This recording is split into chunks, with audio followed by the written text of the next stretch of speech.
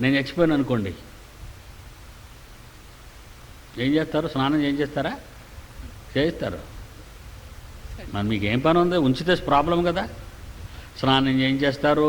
తెల్ల బట్ట తీసుకొచ్చేస్తారు, చుట్టేస్తారు, ఒక మంచి పెట్టి కార్పెంటర్ కర్ర కర్ర కర్ర కర్ర.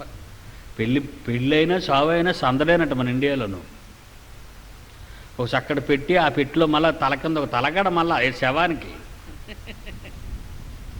అతనికి ఇష్టమైన సొక్క, అతనికి ఇష్టమైన ప్యాంటు, అతనికి ఇష్టమైన ఉంగరం ఉంచరు, అతనికి ఇష్టమైన వాచ్ ఉంచరు. ఏమండి? అంత దారుణమే కదండి. అంత దూపిడి దొంగలు.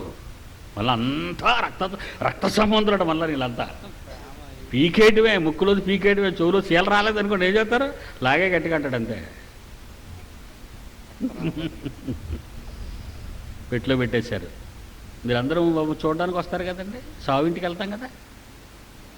అయ్యో పాపం సుందరరావు గారికి మనకు లేకుండా పోయారు కదండి అంటారు కదండి. అలాగంటారా? అందరు అలాగే మాట్లాడుకుంటారు. నిజంగా ఎంత మహాజ్ఞానాన్ని బోధించేవాడండి ఈయన.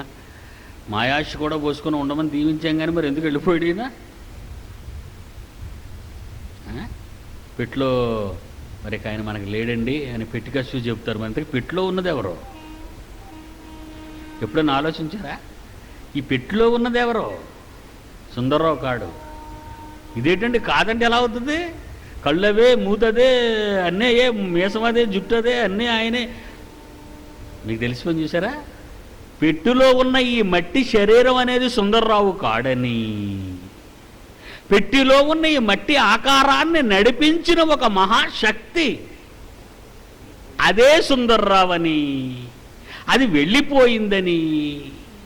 ఏమా మీ వారి ఏరియా అని అడిగితే ఆయన పోయి 10 ఏళ్ళు అయిందంటది. ఎక్కడికి పోయాడు?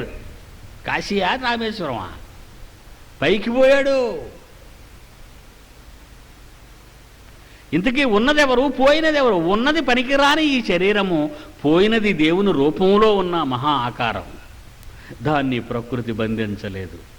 ఆత్మ నీలో ఉంటేనే అందరూ నిన్ను ప్రేమిస్తారు. అది కాస్త వెళ్ళిపోతే ఎవరికి నీ అవసరముండదు.